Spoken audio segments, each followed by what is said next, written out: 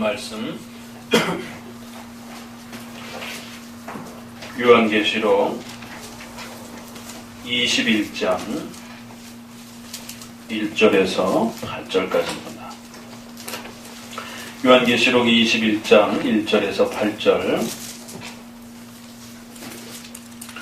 함께 교독하도록 합니다. 제가 먼저 읽습니다. 또 내가 새 하늘과 새 땅을 보니 처음 하늘과 처음 땅이 없어졌고 바다도 다시 있지 않더라. 또 내가 봄에 거룩한 성 예루살렘에 하나님께로부터 하늘에서 내려오니 그 예비한 것이 신부와 남편을 위하여 단장한 것 같더라. 내가 들으니 보좌에서 큰 음성이 나서 가로되 보라 하나님의 장막이 사람들과 함께 있음에 하나님이 저희와 함께 거하시리니 저희는 하나님의 백성이 되고 하나님은 친히 저희와 함께 계셔서 모든 눈물을 그 눈에 씻기심에 다시 사망이 없고 애통하는 것이나 북하는 것이나 아픈 것이 다시 있지 아니하리니 처음 것들이 다 지나갔음이라. 보좌에 앉으신 이가 가라사대 보라 내가 만물을 새롭게 하노라 하시고 또 가라사대 이 말은 진실하고 참되니 기록하라 하시고 또 내게 말씀하시되 이르렀도다. 나는 알파요 오메가요 처음과 나중이라. 내가 생명수 샘물로 목마른 자에게 값없이 주리니 이기는 자는 이것들을 유업으로 얻으리라. 나는 저희 하나님이 되고 그는 내 아들이 되리라. 그러나 두려워하는 자들과 믿지 않는 자들과 흉악한 자들과 살인자들과 흑문자들과 수객들과 승조자들과 모든 거짓말하는 자들을 불과 유황으로 타는 못에 참여하리니 이것이 둘째 사망이라. 아멘. 오늘은 12월 첫째 주입니다. 벌써 2017년 우리가 한 해를 마무리해야 할 이제 그러한 또 마지막 달에 또 서게 되었습니다. 한 해를 잘 마무리하시고 특별히 우리 각 개인의 신앙의 성장과 또 나아감에 있어서 또 우리가 하나님 앞에서 이러한 올바른 성경적 신앙 앞에 또 우리가 얼마큼 성숙하며 자라가는지에 대해서 우리 자신을 늘 잘 체크하시고 혹시라도 우리 안에 또 미진한 부분과 또 부족한 부분이 어떤 부분들이 있는지들을 돌아보시고 꾸준히 신앙의 경건의 또 이런 훈련과 연습들을 총체적으로 점검하고 살피시는 그러한 시간이 되어야 할 것입니다. 가정과 또 사회생활 속에서 정신없이 달려가다 보면 그저 또 새로운 한 해가 다가오고 또 그저 또 새로운 한 해를 또 맞이하면서 뒤를 돌아보지 못하는 그러한 또 분주한 삶을 살아가게 됩니다. 그러다 보면 우리 자신이 얼마만큼 성장해 있는지 또 우리가 하나님 앞에서 또 부족한 부분은 없는지 이런 부분들을 제대로 돌아보지 못해서 결국에는 하나님이 심각한 또 책망과 히브리서에 있는 말씀처럼 회초리를 들고 우리를 그 위험한 죄악 앞에서 세우시기 위하여 회초리를 통하여 우리의 생애에 심각한 위기를 또 겪게 하시는 그러한 고통의 시간들이 주어지기 전까지는 앞뒤를 돌아보지 못하고 그저 부지런히 정신없이 달려가는 또 이러한 또 모습을 또 만나게 될 수도 있는 것입니다. 그러기 전에 미리미리 우리의 신앙의 자리들을 잘 돌아보시고 혹시라도 한 해 동안 하나님이 원치 않는 그러한 삶을 우리가 살았는지 어떤 부분에서 또 우리가 그렇게 행했는지 또 하나님이 원하시는 대로 신앙의 경건의 훈련들을 부지런히 잘 쌓아갔는지 또 우리 장로교에서 요구하는 이런 신앙의 기초 공부와 또 교리들을 제대로 부지런히 잘 또 성숙함으로 배워가고 있는지 이런 부분들을 또 적어도 그 해를 마무리하는 또 마지막 달이나 새해에는 한 번쯤은 1년에 한 번쯤은 돌아보시는 그런 시간을 다시 한번 잘 가지시기를 권면을 드립니다. 이제 우리가 요한계시록을 마무리하면서 21장, 22장을 남겨놓고 지난번 말씀드린 것처럼 이제는 천국에 대한 이러한 마지막 소망과 그 천국의 위대함과 또 천국의 그 영광스러움에 대한 감격스러움들을 이제 함께 또 만나고 또 배워가는 이제 마지막 장을 남겨두고 있다고 말씀을 드렸습니다. 결국 그 수많은 어려움과 고통 중에서도 하나님께서는 그의 백성들을 하나님의 백성으로 삼으시고 또 자녀로 삼으시고 그리스도와 한몸된 그러한 귀한 그리스도의 지체로 삼으신 이러한 영광스러운 복들을 우리가 보게 됩니다. 결국 그러한 교회이기 때문에 사탄과 또 그 악한 무리들이 아무리 잠시 동안 날뛰고 또 교회를 핍박하려 한다 할지라도 수많은 그 싸움 속에서 교회를 지켜내시고 결국 궁극적으로 하나님이 정해놓으신 마지막 종말의 때에 그 모든 악의 세력들을 멸하시고 이제 교회를 영원토록 또 영광스럽게 세워가시는 위대한 하나님의 또 신적 작정과 섭리의 역사들을 이제 우리가 마지막 장을 바라보면서 또 만나게 됩니다. 교회가 얼마나 복되고 영광스러운 것인지 또 우리의 신자들의 자리 한 사람 한 사람의 자리가 얼마나 영광스럽고 복된 자리인지들을 우리는 마지막 이 두 장을 통해서 더욱 감격스럽게 만나는 것입니다. 그런데 이제 이러한 천국의 모습이 새 하늘과 새 땅, 또 거룩한 성 예루살렘 이렇게 표현되어 있는 바로 이 천국이라고 하는 이 표현이 자칫 구약적인 그러한 토대 위에 표현되어 있기 때문에 또 미래적인 새 하늘과 새 땅이라고 하는 이러한 미래적 예언을 토대로 한 표현으로 되어 있기 때문에 도대체 새 하늘과 새 땅이 어떤 모습인가? 또 거룩한 성 새 예루살렘이란 도대체 어떤 모습인가? 천국은 어떤 모습인가? 라고 하는 이 물음 앞에 지난 2000년 교회 역사 속에서 수많은 극단적인 해석들이 나왔고 그 극단적인 해석들 때문에 성도들이 엄청난 피해를 또 입었다라고 말씀을 드렸습니다. 로마 가톨릭 쪽에서는 그 새 예루살렘과 결국 그 새 땅을 오직 교황이 결정하고 그 신부들과 주교들이 결정하는 바로 그들만이 그 천국이요 그들만이 교회라라고 하면서 그들이 결정해주고 그들이 판단해주는 자만이 그 천국에 이를 수 있다라고 합니다. 바로 그 로마 가톨릭이라고 하는 거대한 정치 집단 안으로 들어오는 것이 궁극적인 천국인 것처럼 그렇게 또 극단적으로 또 변질을 시켜놓은 것입니다. 그래서 로마 가톨릭은 지금 바티칸이라고 하는 로마에 구별된 하나의 정치적이고 국가적인 그런 도시로서 또 국가로서 그렇게 구별되어 또 취급을 받는 것입니다. 로마 가톨릭은 교회가 아니라 하나의 국가적인 외교적 그러한 구별성을 전 세계 유엔으로부터 그렇게 대접을 받고 있는 것입니다. 더 이상 로마 가톨릭은 교회가 아닙니다. 정치적인 국가요 또 일반적 국가로서의 그러한 구별성을 갖고 있는 것입니다. 바로 그런 정치적이고 국가적인 그러한 또 종교적인 로마 가톨릭의 조직 안에 들어오는 것을 천국으로 그렇게 묘사를 한 것입니다.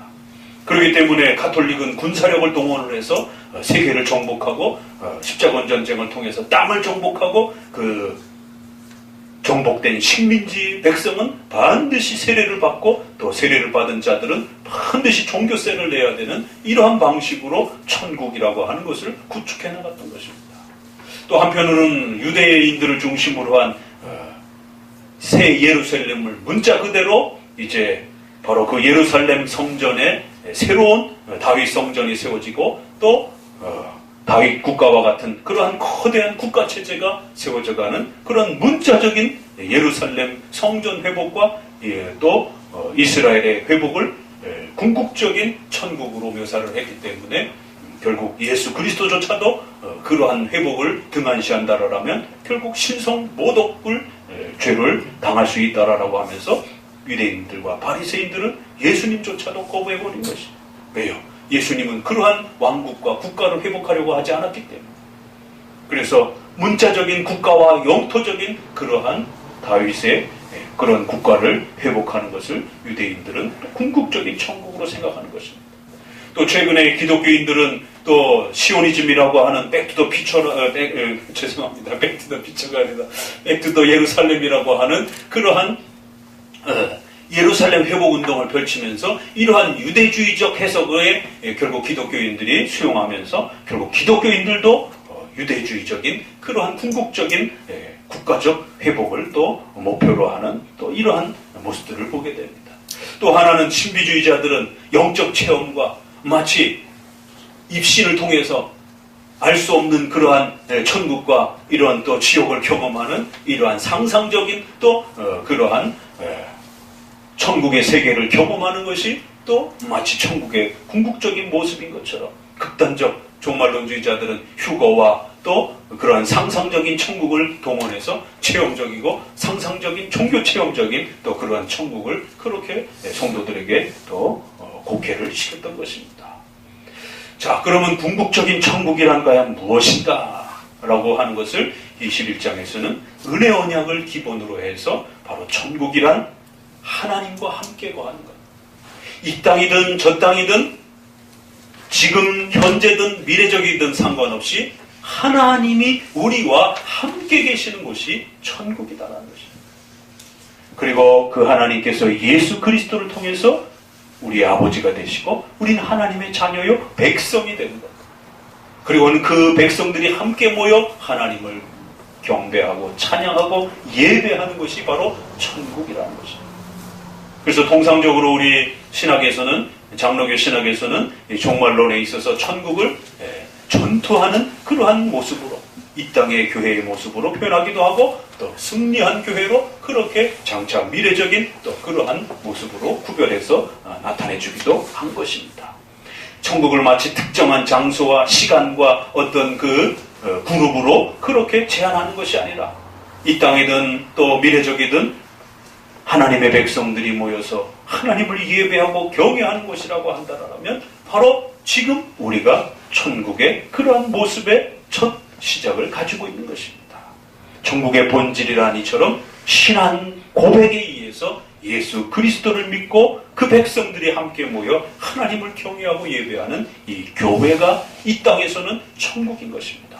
그리고 장차 이제 하나님께서 그 성도들을 하나님이 세우시는 새 하늘과 새 땅이라고 하는 그러한 새로운 창조적 또 새로운 변화를 통한 가장 또 아름다운 그러한 처소로서의 또 장소를 세워서 하나님의 백성들을 영원토록 다스리고 또 세워가시는 그러한 궁극적인 또 천국의 모습도 함께 있는 것입니다.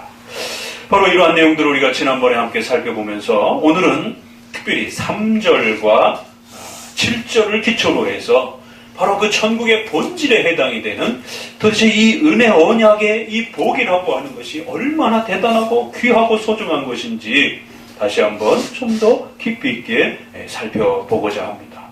우리 3절을 다시 한번 읽어봅니다. 내가 들으니 보좌에서 보라 하나님의 장막이 사람들과 함께 있음에 하나님이 저희와 함께 거하시리니 저희는 하나님의 백성이 되고 하나님은 친히 저희와 함께 계셔서. 자, 그러면 7절하고 이 3절하고 어떤 차이가 있는지 둘 다 보면 비슷합니다. 하나님의 백성이 된다라고 하는. 그러나 약간의 또 차이가 있어요.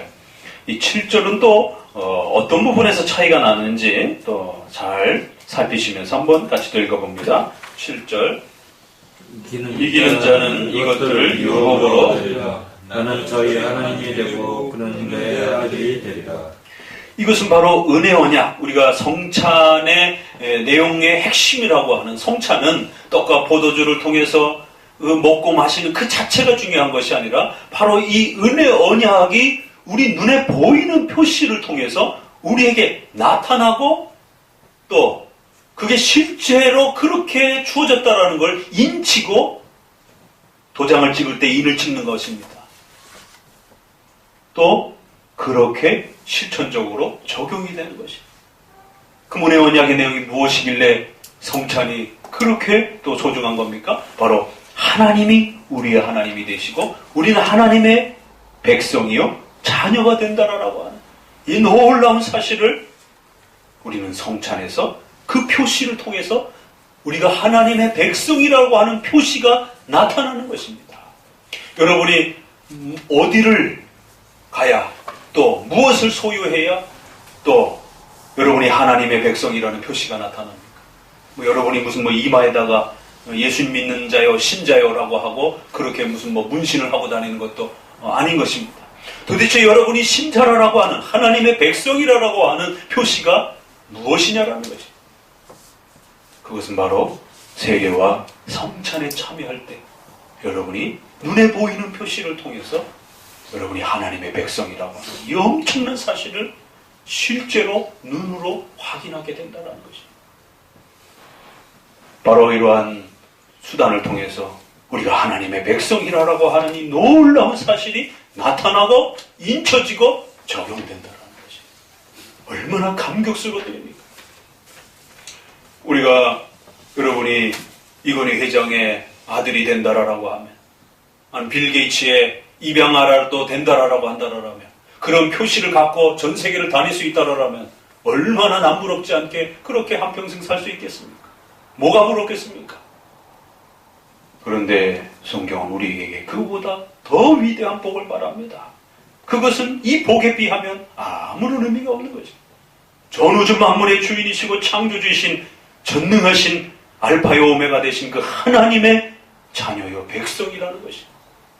근데 이게 얼마나 감격스러운 것인지 인간들은 잘 이해를 못합니다.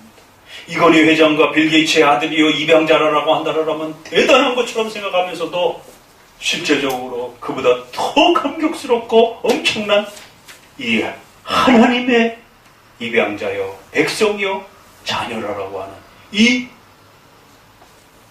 사실, 이 표시를 우리가 가질 수 있다라고 하는 것이 얼마나 막강하고 위대한 것인지를 너무 커서 잘 모르는 것이. 우주가 너무 크다 보니까 그냥 우주를 만만하게 생각해요. 그냥 바람이 너무 소중한데 이 산소는 단 한순간도 1초라도 없으면 우리가 생존할 수가 없습니다. 근데 우리 주변에 늘 이렇게 흩어져 있다 보니까 이게 얼마나 소중하고 대단한지 잘 모르는 것이. 공기가 오염되고 산소가 없어져 봐야 이게 얼마나 소중하고 크고 우리 생명에 직결되어 있는지를 그렇게 또 깨닫는 것이. 하나님의 이 위대한 은혜 언약의 축복과 초대가 얼마나 감격스럽고 놀라운 것인지를 너무 커서 잘 모르는 것이. 그래서 성경은 곳곳에서 이건 하나님의 큰 일이다. 하나님의 크신 복이다. 하나님의 위대한 은혜다라고 거듭거듭 그렇게 이야기합니다. 자, 이 두 구절에 바로 그런 내용이에요.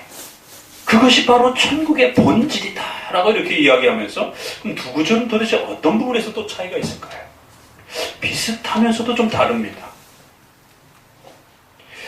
자, 위에 어떻게 구성이 되는가? 하나님의 장막이 사람들과 함께 있는데 바로 천국은 무엇이라고요? 하나님이 함께 계시는 것이 천국의 본질이다 이렇게 말합니다.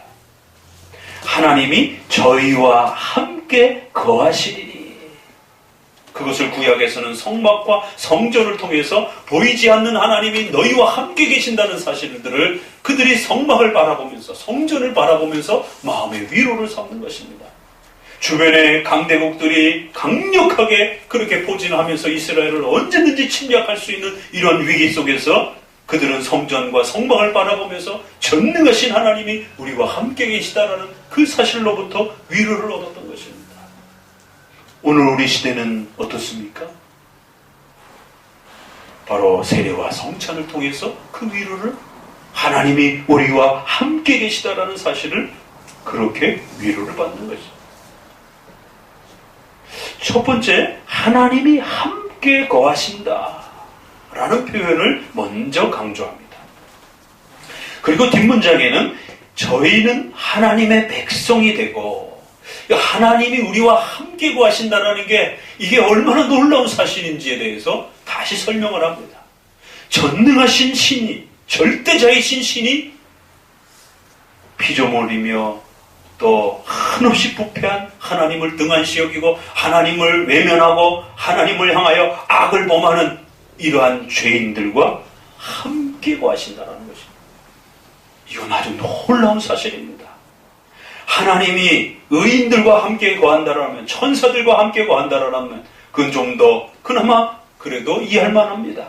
그러나 하나님이 하나님을 거역한 죄인들, 하나님을 외면한 자인 죄인들, 하나님을 믿지 않는 불신자들, 하나님을 모르는 자들과 함께 하시겠다라는 것입니다. 하나님을 향하여 욕하고 외면하며 죄를 범하는 악한 죄인들을 하나님이 긍휼히 여기시고 그들과 함께 하시겠다라는 것입니다. 그리고는 더 나아가서 함께하는 정도가 도대체 무엇인가 라고 설명하기를, 그건 하나님이 그들의 하나님이 되시고 그들은 하나님의 백성이 될 것이다. 바로 하나님은 친히 저희와 함께 계시는 것이 바로 이것이다라는 겁니다.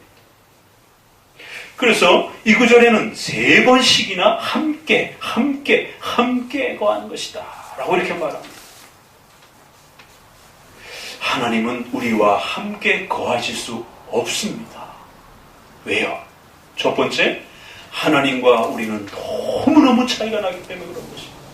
하나님은 절대 전능하신 위대한 만물의 창조자요 위대한 하나님이신 것입니다. 인간은 한없이 연약한 피조물입니다. 만약에 여러분들이 개미와 함께 하시겠습니까? 뭐 반려견이라 해서 개나 고양이 정도가 아니라, 그건 좀 더 다른 비유로 우리가 좀 더 접근해 볼 필요가 있습니다. 우리 눈에 잘 보이지도 않는 아주 하찮은 개미나 그런 벌레와 여러분이 함께 거하실 수 있겠습니까? 조금 더 비유를 접근한다라면 아주 더러운 그런 벌레들과 여러분들이 함께 거할 수 있겠느냐라는 것입니다.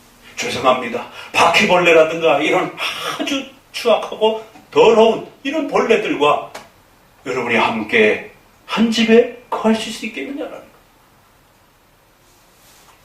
우리에게 있어서도 우리보다 훨씬 더럽고 낮은 그런 존재들과 함께 거한다는 건 그건 쉬운 일이 아닌 것이에요. 그러나 그런 비유조차로도 다 설명되지 않을 정도로 하나님에게 있어서 우리 인간은 질적으로도 그렇게 차이가 나는 것이고, 두 번째는 죄악 때문에 더더구나 부패하고 더러운 악을 가진 인간이 전능하시고 의로우시고 선하신 그 하나님과 함께 거할 수가 없는 것입니다. 하나님이 우리와 함께 하신다는 이 고백이 천국의 본질이다라고 하면서, 그것은 곧 더 나아가서 그저 그냥 함께만 있는 게 아니라 하나님이 우리의 하나님이 되시고 하나님은 우리의 아버지가 되시고 우리는 하나님의 백성이 된다는 것입니다. 히브리서에서는 이것을 달리 표현하면서 하나님이 그들의 하나님이 된다라고 하는 것은 아주 부끄러운 일인데 하나님이 부끄러워하지 않으셨다 이렇게 표현합니다. 죄악된 인간들, 하나님을 거부하고 영원히 지옥에서 하나님 앞에 형벌을 받아야 될 그러한 죄인들의 하나님이 되신다라고 하는 건 너무너무 부끄러운 일인 것입니다. 그런데 하나님이 그것을 부끄러워하지 아니하시고 친히 이스라엘 백성들을 하나님의 백성으로 삼으시고 그들의 하나님이 되시는 것을 기뻐하셨다 이렇게 말합니다. 우리는 요한계시록을 이제 마무리하면서 가슴 떨리고 너무너무 감격스러운 그 메시지 앞에 서 있습니다. 자, 7절 또 봅시다. 그럼 도대체 어떻게 다른가? 이기는 자는 이것들을 유업으로 얻을 것이다. 이 엄청난 하나님의 위업, 하나님이 주시는 그 복된 선물과 이 엄청난 은혜들을 누리게 될 텐데, 그 유업은 바로 무엇이냐면 나는 저희의 하나님이 되고 그는 내 아들이 되리라. 뭐가 바뀌었는지 찾으셨나요? 비슷한 내용인데 어떤 단어가 바뀌었습니다. 뭐가 바뀌었죠? 눈치를 채신 분들은 중요한 단어가 한 부분이 바뀌었다는 걸 빨리 찾으실 수 있을 것입니다. 하나님이 우리의 하나님이 되신다는 안 바뀌었어요. 그런데 뒷부분이 바뀌었습니다. 위에서는 우리는 그 하나님의 백성이 되는 것이다 라고 이렇게 표현을 했는데, 밑에서는 우리는 하나님의 자녀가 된다 이렇게 바뀌었어요. 여러분, 백성이 큰 겁니까? 자녀가 더 엄청난 복입니까? 둘 다 큰 복이지만 백성보다는 자녀가 훨씬 더 친밀한 은혜의 복인 것입니다. 하나님의 나라의 시민이요 백성으로 참여하는 것도 위대한 것입니다. 그런데 더 나아가서 하나님은 백성 되는 수준에서 머무르는 것이 아니라 그들을 친히 자신의 아들로, 자신의 자녀로 삼으시는, 그리스도와 한 몸 되게 하는 이러한 놀라운 연합의 복으로 우리를 초대하셨다, 이렇게 말합니다. 그래서 21장은 은혜 언약을 2번에 걸쳐서 강조하면서도 조금 더 점진적으로 그 은혜 언약의 복이 무엇인지, 한 번은 하나님의 백성이라는 개념으로, 한 번은 하나님의 자녀라는 개념으로, 이제 이렇게 하나님의 백성이 되고 하나님의 자녀가 된다라고 하는 이 선명한 은혜 언약의 이 소중한 복이 바로 천국의 본질이고 핵심이다라고 말합니다. 그리고는 이 뒷부분에 거룩한 성으로 한번 이 복을 표현을 하기로 하고, 또 온갖 그 복속으로 치장되어 있는 성으로 표현하기도 하고, 또 한 번은 생명수 강으로 이렇게 표현하기도 합니다. 그래서 마지막 장을 보려고 한다면 이 복이 얼마나 위대한 것인지, 특별히 죄를 짊어지고 있는 인간의 입장에서 하나님이 우리와 함께 계시고, 두 번째, 우리가 하나님의 백성이 되고, 세 번째, 하나님의 자녀가 된다라고 하는 이 은혜 언약의 엄청난 이 유업과 복이 얼마나 대단한 것인지는 반드시 창세기로 돌아가 봐야만 합니다. 여기서 약속하는 이 수많은 이 약속들, 생명나무, 생명수 강, 새 예루살렘 성, 이게 다 구약적 그런 표현들입니다. 창세기부터 약속해왔던 그러한 구원의 약속에 대한 실제적인 성취와 완성으로 그렇게 요한계시록이 또 마무리되고 있는 것입니다. 그래서 오늘은 이 두 표현을 통해서 천국의 본질로 소개되었던 은혜 언약의 위대한 은혜와 복이 어떠한 것인지를 좀 더 세밀하게 이제 창세기부터 함께 살펴보도록 합니다. 자, 넘어가셔서요, 창세기 3장 13절을 보도록 합니다. 창세기 3장 15절을 같이 읽어보도록 합니다. 한 목소리로 읽습니다. 내가 너로 여자와 원수가 되게 하고 너의 후손도 여자의 후손과 원수가 되게 하리니 여자의 후손은 내 머리를 상하게 할 것이요 너는 그의 발꿈치를 상하게 할 것이니라 하시고, 바로 창세기 3장은 인류가 타락하는 타락의 그 중요한 본질과 모습을 소개합니다. 바로 아담과 하와가 선악과를 결국 따먹고 사탄의 유혹에 넘어가서 결국 죄를 짓게 되고, 그 죄의 대가로 영원한 죽음의 형벌, 영원한 지옥의 이 무서운 형벌을 받게 되는 바로 최초의 인류의 타락과 원죄와 바로 그 악에 대한 문제가 소개가 됩니다. 그런데 바로 이 죄악이 소개되어지는 그 장면에 하나님은 소중한 구원의 약속을 오늘 15절을 통해서 던지고 있는 것입니다. 내가 너로 여자의 원수가 되게 하고, 바로 사탄을 대표했던 뱀을 지적하면서 바로 너로 사탄은 여자와 원수가 되게 하고 너의 후손도 여자의 후손과 원수가 되게 될 것이다. 너와 너의 후손들이 또 여자와 그 여자의 후손들이 원수가 되어서 끊임없는 싸움을 싸우게 될 것이고, 특별히 너의 후손들이 여자의 후손들의 또 발뒤꿈치를 상하게 할 정도로 심각한 피해를 입힐 것이다라는 거예요. 그러나 궁극적으로는 그 여자의 후손이 내 머리를 상하게 하고 내 머리를 짓밟아 너를 완전히 붕괴시킬 것이며 승리할 것이다 라고 이렇게 약속을 합니다. 이게 도대체 무슨 약속일까요? 그래서 여기서 여자와 그 여자의 후손에 대한 해석이 이제 구약 학자들에 의해서 끊임없이 논의가 됩니다. 그럴 때 이것이 갈라디아서로 넘어가 보게 되면 바로 그 여자의 후손은 예수 그리스도다라고 이렇게 해석을 해내고 있습니다. 바로 너와 너의 후손은 바로 사탄과 그 악한 마귀와 무리들을 또 표현하는 것으로 그렇게 또 설명을 합니다. 그 두 세력이 끊임없이 영적 싸움을 하다가 결국 예수 그리스도께서 십자가에 죽으심으로 사탄을 완전히 멸하실 것이다 라고 갈라디아서는 그렇게 약속합니다. 그래서 그 유명한 고백인 때가 참에 예수 그리스도께서 마리아의 몸을 통하여 이 땅에 오셔서 사탄을 죽이는 그 결정적인 방법, 그것은 바로 십자가의 죽으심만이 사탄의 머리를 상하게 할 수 있는. 왜 그렇습니까? 인간은 바로 죄를 짊어지고 영원히 죽어야 되는 하나님의 형벌을 받고 있기 때문에 하나님의 형벌을 해결하기 위해서는 반드시 누군가는 죽어야 된다는 것입니다.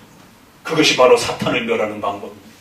사탄이 바로 그것을 통하여 죄를 인간에게 가지고 들어왔기 때문에 하나님의 말씀을 어긴 그 죄값을 누군가는 치러야 된다는 것입니다.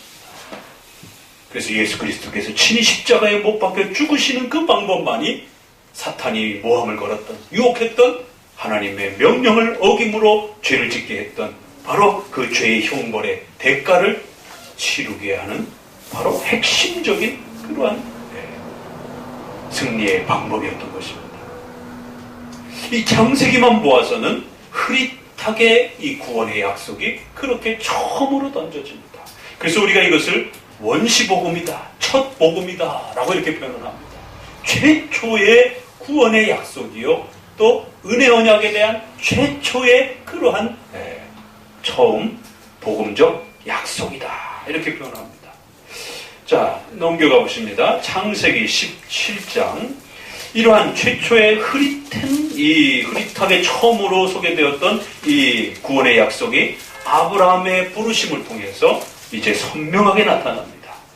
창세기 17장 7절 8절을 같이 읽어봅니다. 창세기 17장 7절 8절 같이 읽어봅니다.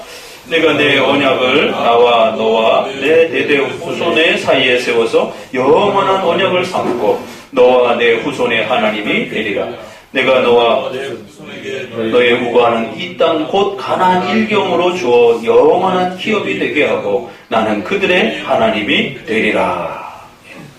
하나님이 아브라함을 부르시면서 그에게 약속하며 주신 복이 있습니다. 바로 그걸 영원한 언약이다 라고 하면서 그 도대체 이 영원한 언약이 뭐냐? 아브라함은 엄청난 부자가 되는 것을 그렇게 언약으로 생각할 수도 있었습니다.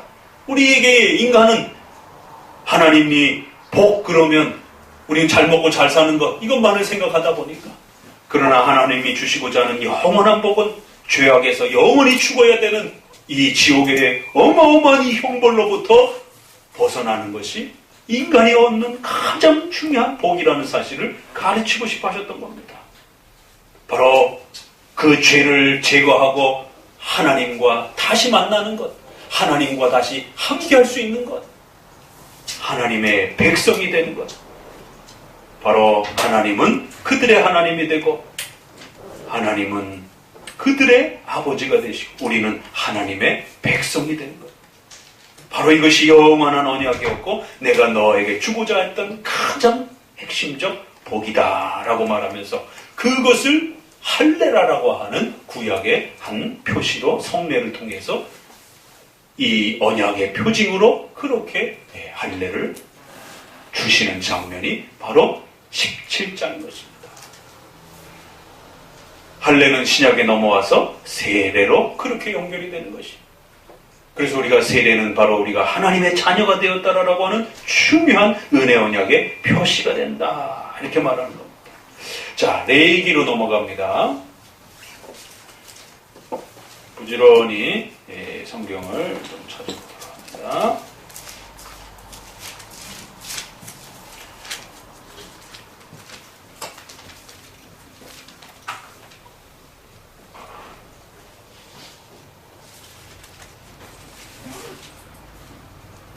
레위기 26장 12절입니다. 출애굽기부터 먼저 보고 갑시다. 출애굽기 6장 7절입니다. 이 은혜 언약이 조금씩 어떻게 구체화되는가 살펴보셔야 됩니다.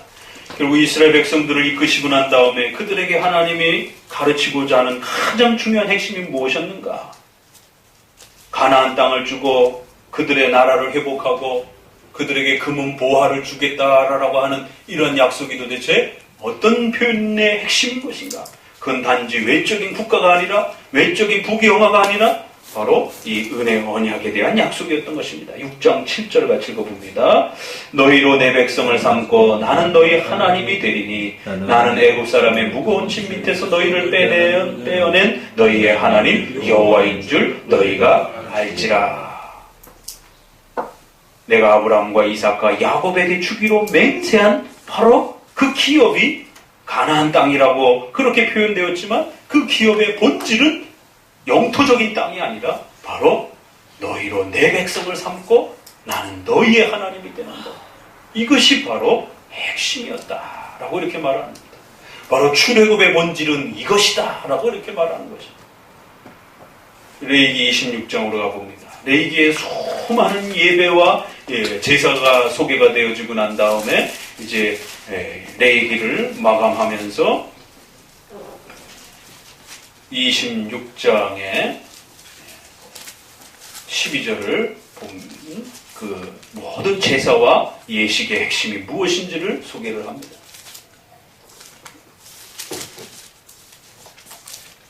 11절부터 11절 12절을 읽어보도록 합니다.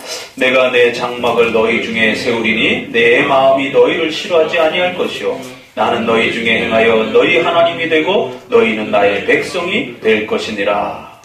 바로 성막과 성전을 통해서 하나님이 이스라엘 백성들과 함께 있겠다고 약속하시면서 그 약속의 본질은 바로 너희의 하나님이 될 것이고 너희는 내 백성이 되는 바로 이 소중한 은혜 언약이 바로 레위기에서 소개되어지는 수많은 그 제사의 바로 본질이요 핵심이다 라고 이렇게 가르치고 있는 것입니다. 자, 조금 더 부지런히 좀 넘어가셔서요. 사무엘하 7장입니다. 사무엘하 7장은 바로 다윗의 그 유명한 이제 신앙 고백이 쏟아져 나오는 장면입니다.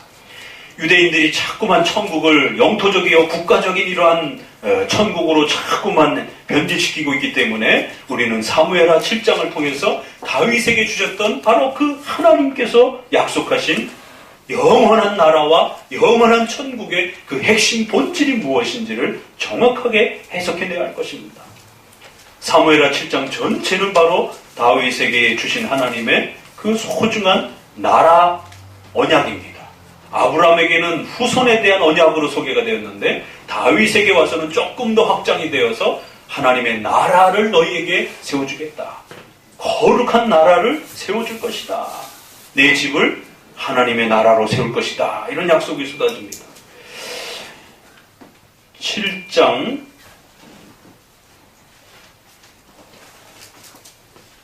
27절을 먼저 읽도록 합니다. 14절을 먼저 읽도록 합니다. 14절 나는 그의 아비가 되고 그는 내 아들이 되리니 저가 만일 죄를 범하면 내가 사람 막대기와 인생 채찍으로 징계하려니와. 솔로몬에 대한 약속이기도 하면서 솔로몬 개인을 넘어서 더 나아가서 이것은 또 예수 그리스도를 예언하는 아주 중요한 표현이기도 하고 또 이스라엘 백성들 전체에게 주는 또 약속이기도 합니다.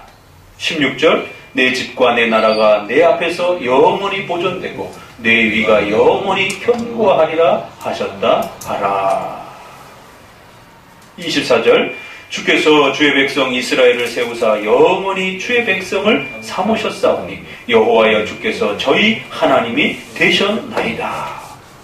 바로 이 영원한 나라라고 하는 축복과 약속은 바로 주의 백성을 삼으시고 저희의 하나님이 되시는 그러한 바로 이 일이라는 거예요. 그래서 23절에는 이것을 아주 큰 일이다. 하나님이 베푸신 다윗 집안에 베푸신 이스라엘 백성들에게 베푸신 아주 큰 일이다. 이렇게 표현합니다.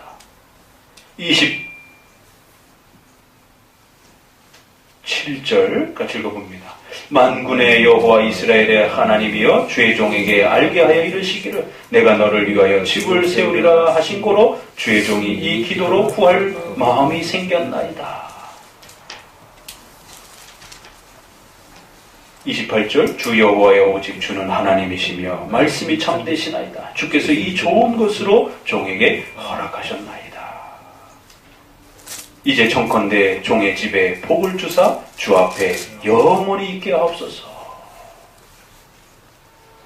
도대체 다윗이 감격한 이 복이 도대체 뭐냐라는 거예요. 다윗의 국가를 영원토록 잘 세워주겠다라는 말입니까? 그래서 부귀영화를 누리며 잘 먹고 살게 해주겠다라는 약속입니까? 그게 아니라 하나님의 백성이 되고 하나님이 우리의 하나님이 되는 바로 이 복을 영원토록 변치 않고 하나님이 세워주시겠다라고 그렇게 약속한 겁니다. 자, 어디로 보시냐면 이제 뒤로 쭉 넘어가셔서 이제 예레미야로 보게 됩니다. 예레미야 31장 33절입니다. 바로 선지서들은 이러한 중요한 은혜 언약을 잊어버리고 종교적 외식에 빠져있고 영토적이고 국가적인 이러한 것을 회복하려고 하는 이러한 이스라엘의 어리석음을 책망하면서 우리 마음의 죄를 회개하고 하나님이 주신 복음의 약속을 통하여 장차 오실 메시아와 구원자를 믿음으로 소망하는 그것이 바로 하나님이 약속한 언약의 본질임을 바로 책망하는 그런 내용입니다. 31장 33절 읽어봅니다.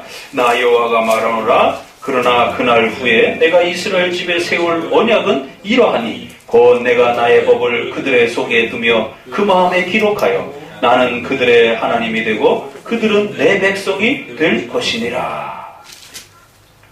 그들의 마음 전체를 성령의 역사로 새롭게 해서 그들이 예수 그리스도를 믿게 하여 그 마음이 중생하고 변화되어 바로 하나님의 자녀가 되게 하고 하나님의 백성이 되게 하는, 그래야 하나님이 그들의 하나님이 되는 바로 이것이 장차올 복음의 새 언약의 핵심이라는 것입니다.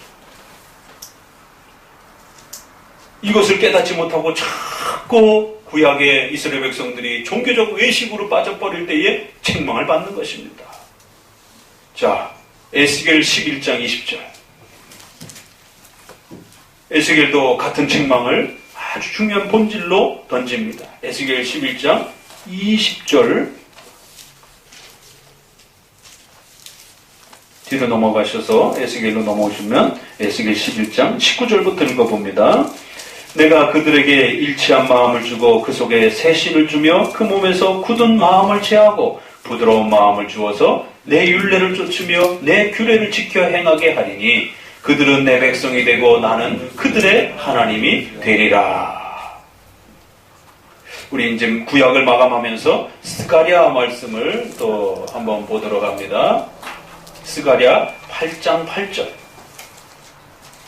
구약이 이제 마무리되어질 때 구약은 무엇을 향하고 있는가? 스가랴 8장 8절입니다.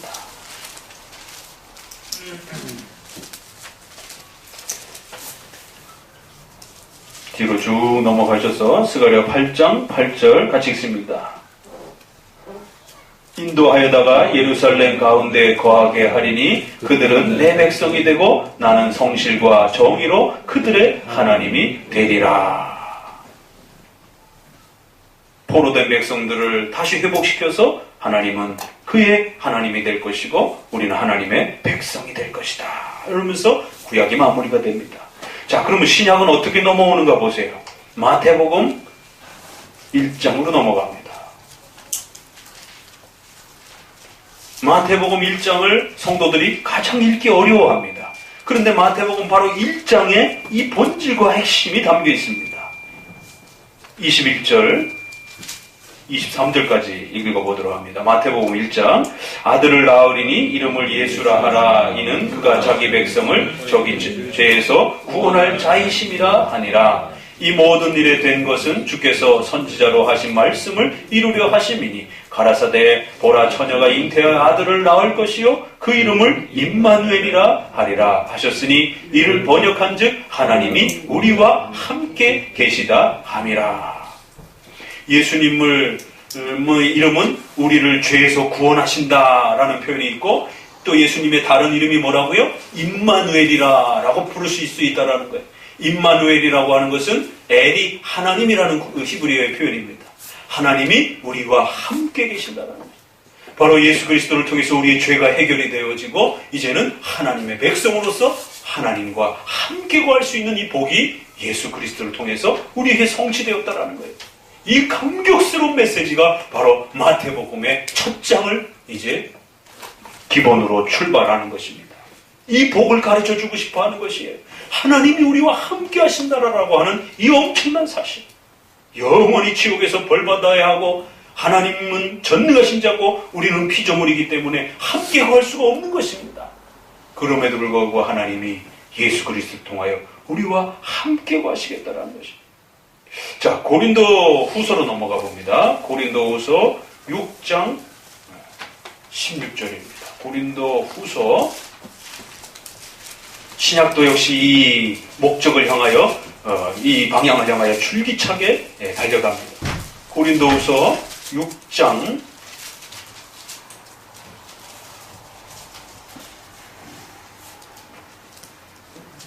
16절입니다. 같이 읽습니다.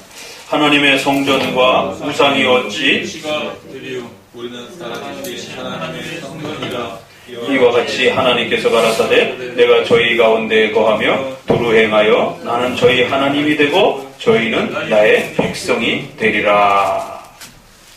결국 구약 전체를 해석해내면서 하나님께서 베푸시려고 했던 그 소중한 은혜의 핵심과 내용이 바로 이것입니다 라고 하면서 소개를 이어갑니다.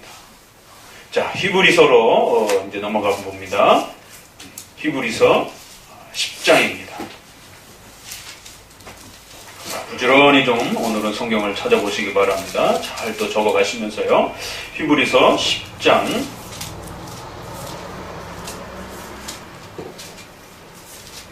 15절 16절 같이 읽어보도록 합니다. 또한 성령이 우리에게 증거하시되 주께서 가라사대 그날 후로는 저희와 세울 언약이 이것이라 하시고 내 법을 저희 마음에 두고 저희 생각에 기록하리라. 이게 바로 예레미야 31장의 약속입니다. 바로 히브리서는 구약 전체를 해석하는 아주 중요한 성경인데 그 구약 전체를 해석해내면서 하나님이 우리에게 주시려고 하셨던 그 약속과 복은 바로 예레미야 31장 선지서가 약속했던 우리의 마음을 새롭게 변화시켜서 하나님의 언약을 세우실 이 귀한 복이다. 그러면 그 복이 도대체 무엇이냐라고 하면 히브리서 11장 16절로 가봅니다. 그 언약과 약속은 이렇게 한 번 더 해석이 됩니다. 11장 16절 저희가 이제는 더 나은 본향을 사모하니 곧 하늘에 있는 것이라. 그러므로 하나님이 저희 하나님이라 일컬음을 받으심을 부끄러워 아니하시고 저희를 위하여 한 성을 예비하셨느니라.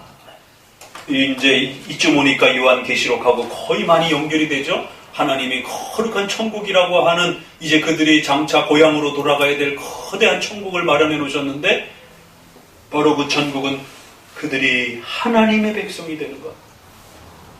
하나님께서 그들의 하나님이 되는 것을 부끄러워하지 아니하시는 바로 하나님이 그들과 함께 거하시며 그들과 하나 되어지는 하나님의 백성으로서 함께 거하는 이 위대한 복이 이 언약의 핵심이다. 이렇게 말합니다. 12장으로 넘어갑니다. 12장 히브리서 12장 7절 한 번 더 소개를 합니다. 히브리서 12장 7절 너희가 참음은 징계를 받기 위함이라. 하나님이 아들과 같이 너희를 배우하시나니 어찌 아비가 징계하지 않는 아들이 있으리요. 그래서 하나님은 우리를 아들과 같이 대하시기 때문에 우리의 모든 죄들을 끊어내시기 위하여 때로는 혹독하게 회초리를 들고 우리가 죄에 빠지지 않도록 우리를 징계하시기도 한다는 거예요. 고아와 사생아들은 그러한 징계조차도 없다라는 거예요. 왜? 하나님이 관심이 없기 때문에. 그러나 하나님의 자녀들은 그 죄악에 물들지 않기 위하여 하나님의 백성들은 거룩한 백성들이 되어야 하기 때문에 그 죄로부터 그들을 보호하기 위하여 혹독하게 훈련시키시면서 그렇게 또 보호해 가신다라는 거예요. 우리를 아들과 같이 그렇게 대우하신다. 자, 그러면서 이제 오늘 요한계시록으로 넘어오는 것입니다. 바로 천국의 본질은 요한계시록은 이렇게 선명하게 앞부분에서는 하나님의 백성이라는 표현이 좀 더 많이 강조가 됐습니다. 그러나 그것이 신약으로 넘어오면서 바로 하나님의 자녀라는 표현으로 더 진전해 나아갑니다. 그러면서 바로 우리는 예수 그리스도의 몸이 되었다라고 말합니다. 예수 그리스도께서 우리의 머리가 되시고 우리는 그의 몸으로 참여한다. 그래야 그리스도와 연합하고 하나가 되는 바로 하나님의 자녀가 되는 이 복을 누리게 되었다라고 이렇게 더욱 선명하게 은혜 언약의 본질을 그렇게 매듭하고 있습니다. 오늘 창세기부터 요한계시록까지 성경 전체에 흐르는 이 엄청난 어마어마한 이 은혜 언약의 이 복의 이 축복과 은혜가 얼마나 크고 놀라운 것인지. 그래서 우리가 성경을 이 언약 중심으로 보게 될 때에 구약, 신약 이렇게 부르는 겁니다. 통틀어서 성경이라고도 부르지만 구약과 신약이라고도 부르는 것입니다. 주보에 오늘 올려놓은 그 웨스트민스터 신앙고백 7장의 언약 부분에 그렇게 또 이 언약의 소중함을 그렇게 표현하는 겁니다. 하나님과 피조물 사이의 간격이 너무 크기 때문에 비록 이성적 피조물들이 한 창조주이신 하나님께 마땅히 순종해야 할 의무가 있음에도 불구하고 오직 하나님 편에서 어떤 방식으로든지 자발적으로 자신을 낮춰주지 않고는 하나님으로부터의 복과 상급으로서 어떤 열매도 우리는 누릴 수가 없다는 거예요. 하나님은 이것을 언약의 방법으로 표현하기를 기뻐하셨다. 이 첫 문장이 얼마나 가슴 떨리는 문장이죠. 하나님과 우리와의 차이는 너무너무 엄청난 차이가 있기 때문에 하나님과 함께 거한다는 이 사실 자체가 생각할 수 없는 그러한 어마어마한 일이라는 겁니다. 하나님 편에서 자신을 낮춰주신 것이 또 우리를 높여주신 것입니다. 그리하여 언약이라고 하는 관계로 우리를 초대하셔서 하나님 스스로 그렇게 책임을 짊어지시면서 약속을 그렇게 해주신 것입니다. 죄인된 자들을 부르셔서 하나님이 그 죄인들과 함께 거하신 것이 부끄러운 일인데도 불구하고 친히 예수 그리스도를 통하여 십자가의 죽으심으로 부끄러워하지 아니하시고 그 죄인들을 초대하여 하나님의 자녀요 백성으로 그렇게 세우신 것입니다. 이것이 천국의 본질인 것입니다. 이 사실을 놓치거나 잊어버리게 되면 인간은 가장 비참한 자가 되는 것입니다. 한평생 살다가 이제 생을 마감해야 될 저희들입니다. 인생을 살다 보면 수많은 일들을 겪습니다. 누가 여러분의 보호자가 됩니까? 누가 여러분의 든든한 울타리가 됩니까? 이 세상을 살면서도 수많은 일들을 겪게 되는데 이제 죽음 이후에 장차 영원한 지옥이 준비되어 있다라고 하나님의 영원한 죽음의 형벌이 준비되어 있다라고 성경은 우리에게 경고합니다. 이 무서운 하나님의 책망과 형벌 앞에 과연 인간은 어떤 위로가 가장 큰 위로겠습니까? 아무리 돈을 많이 갖고 있고 명예를 갖고 있다 한들 죽는다고 해서 그걸 가지고 가는 것도 아닌 것입니다. 오직 예수 그리스도를 통해서 우리가 하나님의 자녀가 되고 하나님의 백성이 되는 이 엄청난 구원의 축복과 은혜의 약속만이 가장 큰 위로가 되는 것입니다. 이제 한 해를 마무리하면서 또 요한계시록을 또 마무리하면서 하나님이 우리에게 어떤 큰 은혜를 베풀어 주셨는지 이러한 하나님의 초대와 은혜 앞에 한 해 한 해를 살아가면서 그 하나님의 백성으로 살아간다는 게 무엇인지 그 하나님의 자녀로 살아간다는 게 무엇인지 잘 돌아보셔야 되는 것입니다. 하나님께서 우리에게 베푸신 은혜와 그 희생과 그 엄청난 값진 대가가 얼마나 귀한 것인지를 기억하셔야 되는 것입니다. 우리가 하나님의 백성이 되었음에도 불구하고 하나님의 자녀가 되었음에도 불구하고 마치 자녀가 아닌 것처럼 그렇게 살아가고 하나님의 백성이 아닌 것처럼 그렇게 등한시하고 하나님을 예배하고 섬기는 일에 소홀히하며 살아간다라면 하나님이 베푸신 은혜를 우리는 너무나도 소홀히 여기고 값없이 여기는 그러한 악한 행위가 될 수 있는 것입니다. 오늘 요한계시록을 이제 다시 한번 이렇게 천국에 대한 본질을 살펴보면서 하나님의 백성으로 또 하나님의 자녀로서 한평생을 또 최선을 다해서 살아가는 우리 성도들 되시기를 주의 말씀으로 권면을 드립니다. 기도합니다.